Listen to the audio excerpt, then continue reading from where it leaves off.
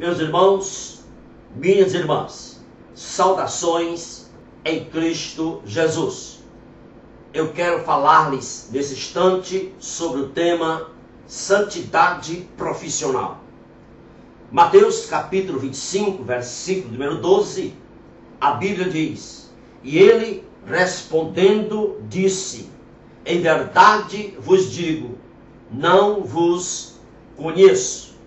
Esse versículo diz respeito às 10 virgens, a parábola das 10 virgens, em que aquelas que tinham o azeite entraram para a festa matrimonial, e aquelas que não tinham o azeite ficaram do lado de fora da festa matrimonial. Meus irmãos, nessa parábola nós temos uma imagem exata de como o cristianismo será peneirado no tempo do fim. O cristianismo destituído de luz, o cristianismo destituído do azeite, nada vale. E meus irmãos, qual é então o cristianismo destituído de luz, destituído de azeite? É aquele cristianismo da ganância, onde só se prega meios de ficar rico, meios de sucessos, meios de prosperidades materiais. Meus irmãos, o cristianismo sem azeite, o cristianismo sem luz, é aquele cristianismo que banaliza a santidade, banaliza a intimidade com Deus. Esse cristianismo praticado, essa igreja ou algumas igrejas que estão praticando esse cristianismo sem luz e sem azeite, ficarão de fora dos portões do céu. Observe que o noivo na parábola é contundente. Ele diz para as 5 virgens imprudentes: não vos conheço. Era como se o noivo dissesse: vocês nunca me colocaram em primeiro lugar. Vocês nunca me colocaram em prioridade. Vocês banalizaram a santidade. Vocês negligenciaram a intimidade comigo. Meus irmãos, santidade é vital na vida cristã. Sem santidade, ninguém entrará pelos portões eternos da glória de Deus. A igreja moderna, lamentavelmente, não está preparada para se encontrar com o noivo. A igreja moderna tem perdido o rumo, porque perdeu os valores da vida santa, perdeu a teologia santa, perdeu a teologia sadia. A igreja atual vive em função de sucesso material, de construções de patrimônios, e o pior, ela entende louvor, entende adoração como festa, como oba-oba. E quem está, meus amados irmãos, preparado para se encontrar com o noivo, é aquela igreja, é aquele crente que não vive como o mundo vive. Quem está preparado para se encontrar com o noivo é aquele que não se adequa à cultura deste mundo. Vida santa, meus irmãos, não é ir a um prédio, cantar corinhos, se rebolar e voltar para casa. Vida santa é marcar o mundo. Vida santa é deixar diretrizes para o mundo com a nossa conduta. Vida santa é ter um viver que deixa marcas no mundo, que contagia o mundo através do nosso estilo. Meus irmãos, nós temos que entender em primeiro lugar que santidade não é transferível. Não existe santidade transferível. O pai não transfere a santidade para o filho. Um irmão da igreja não transfere a santidade para outro irmão. Um crente não pode chegar para o outro e dizer: receba a minha santidade. Por quê? Porque santidade não se recebe por osmose. Santidade é questão de você e Deus. É uma questão que deve ser trabalhada entre o crente e Deus. É a questão que deve ser tratada pessoalmente, entre o indivíduo e Deus, entre a pessoa e Deus. Meus irmãos, nós temos que entender, em segundo lugar, que santidade é uma questão de vida e não de técnica. Não existe dicas, não existe técnicas para se ter uma vida santa, para se viver uma vida santa. Eu estou dizendo isso porque já existem alguns livros mostrando dicas, dando técnicas e regras para viver uma vida santa. Alguns livros estão sendo publicados e dizem assim: você fica concentrado, você se concentra, aí você inspira lentamente, progressivamente a graça de Deus e expira longamente e profundamente os seus pecados. Em outras palavras, muitas vezes estão ensinando isso. Você inspira, aí entra a graça de Deus em você, entra o poder de Deus, entra a unção, aí você expira lentamente, aí saem os seus pecados. Meus irmãos, cristianismo não é yoga. Santidade, precisamos entender que se aprende com Deus. Santidade se aprende com relacionamento com Deus. Exclusivamente com isso. E a santidade ela é experimental. A santidade autêntica, ela não pode ser copiada, ela não pode ser reproduzida e nem pode ser transferida. A santidade deve brotar da pessoa em sua vivência com Deus.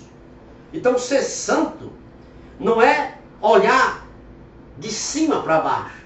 Ser santo é fazer como Isaías, olhar de baixo para cima e dizer: ai de mim, Senhor, tem misericórdia de mim. Santidade não é sinônimo de pedantismo. Em terceiro lugar, santidade não é sinônimo de pedantismo espiritual. Ninguém que é santo se julga superior ao outro. Santidade não é julgar-se um crente superior, grandão. Não.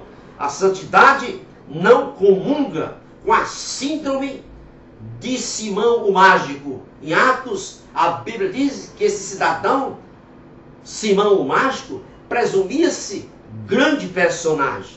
Então não se comunga santidade com orgulho, com vaidade, com prepotência, com pedantismo. O verdadeiro santo, a verdadeira santa, não tem necessidade de reconhecimento. O verdadeiro santo não aspira liderança, não aspira galgar cargos eclesiásticos. O verdadeiro santo, ele sabe que ser grande é ser pequeno. O verdadeiro santo, ele não luta por poder de mando. Ele não luta por poder de mando. O verdadeiro santo sabe que liderar é simplesmente servir. Portanto, a santidade, ela não almeja o cetro. A santidade, ela usa a toalha e enxuga os pés do seu irmão. Meus amados irmãos, Paulo falando em 1 Coríntios capítulo 11, versículo 1, ele diz o seguinte: sede meus imitadores, como também eu sou de Cristo.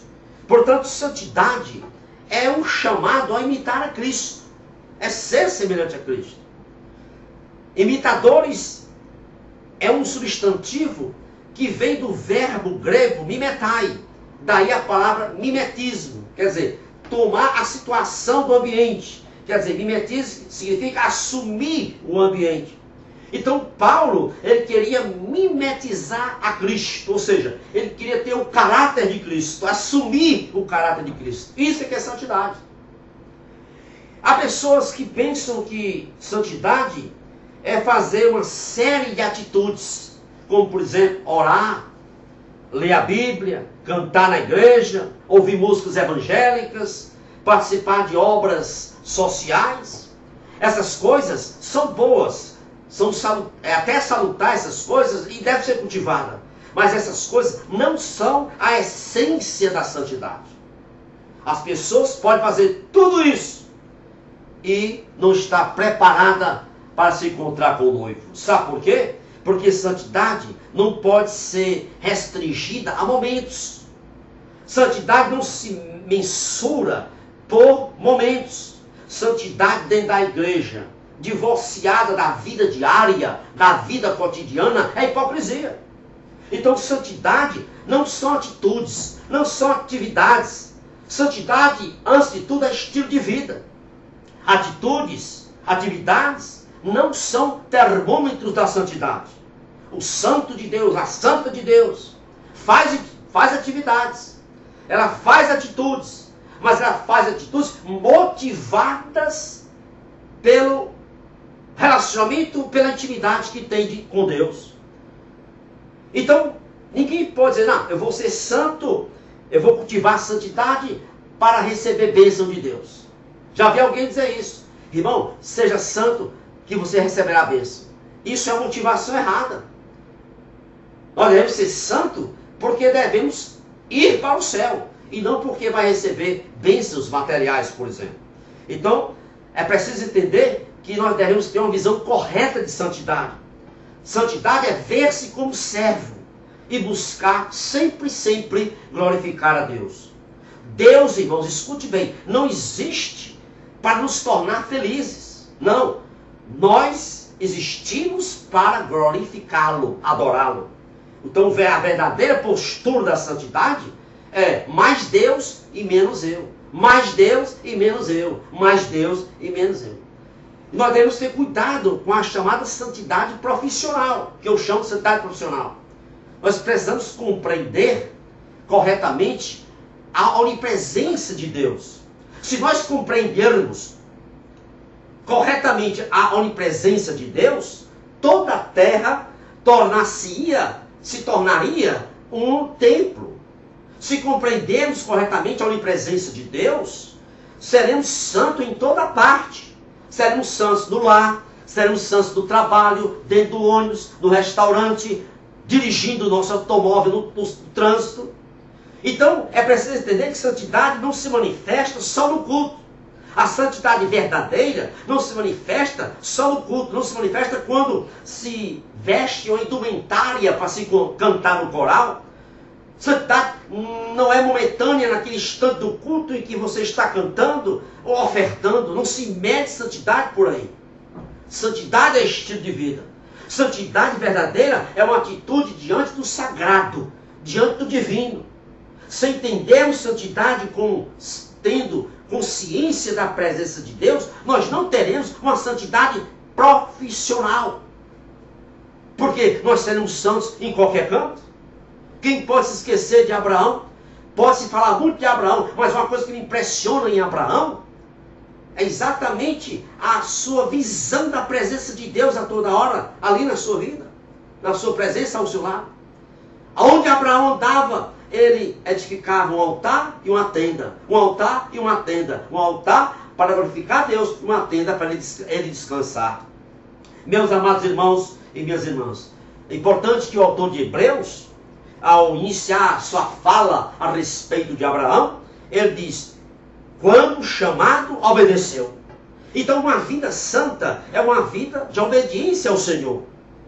Infelizmente, lamentavelmente, muitos procuram santidade através de êxtases, através de experiências sensoriais, através de práticas litúrgicas.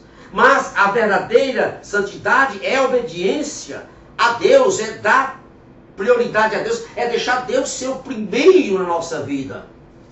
Meus amados irmãos, existe uma trilogia que a gente ouve muito falar. Algumas pessoas, alguns líderes dizem assim, quer desenvolver a sua santidade? Então pratique a trilogia, orar, jejuar e ler Bíblia. Isso é importante sim, orar, jejuar e ler a Bíblia é importante. Mas essas atividades devem ser encaradas como algo normal na vida do cotidiano do crente. É atividade de subsistência espiritual. Porque santidade é mais do que atos, é mais do que atitudes. Santidade, na verdade, é um ato, é uma atitude, mas é uma atitude tomada no íntimo. É uma disposição que brota no íntimo da pessoa. No íntimo da pessoa. Portanto, não há valor na oração sem sentimento de temor a Deus. Não há valor na oração sem sentimento de reverência a Deus. Oração sem esse sentimento de reverência, de temor a Deus, não passa de uma reza. É preciso entender que não há valor no jejum sem sentimento de reverência, sem sentimento de temor a Deus. Não há valor no jejum sem sentimento de quem Deus é. Jejum sem esse sentimento não passa de privação de alimentos. Ler a Bíblia sem fome de Deus, só para satisfazer o pastor que disse que você precisa ler a Bíblia toda ao ano, e se você ganhar a fazer isso, você vai participar de um sorteio, porque leu a Bíblia toda. Isso é regra, isso aí não traz santidade, isso aí é improdutivo. Ler a Bíblia sem fome de Deus é regra. Então essa trilogia, né, sem fome de Deus, orar, jejuar e ler Bíblia, sem fome de Deus, sem sentimento de reverência, sem sentimento de temor a Deus, sabe o que é que ela gera? Ela gera crente, ela gera santo no templo, santo na igreja e demônios no lar. Ela gera santos na igreja e demônios no trânsito. Santos na igreja e demônios no trabalho. Santos na igreja e demônios no restaurante. Então não devemos perder nunca o senso da presença de Deus em qualquer lugar que estejamos. Precisamos ser santos não só na igreja, mas não só no templo, mas em todo canto que estejamos. Então essa trilogia, orar, jejuar e ler Bíblia, sem a fome de Deus, se não for motivada pelo sentimento de temor a Deus, de reverência a Deus, é regra. E regra não gera santidade. Que Deus vos abençoe rica e abundantemente. É o meu desejo para você e toda a sua família. Que Deus seja louvado. Amém e amém. Muito obrigado.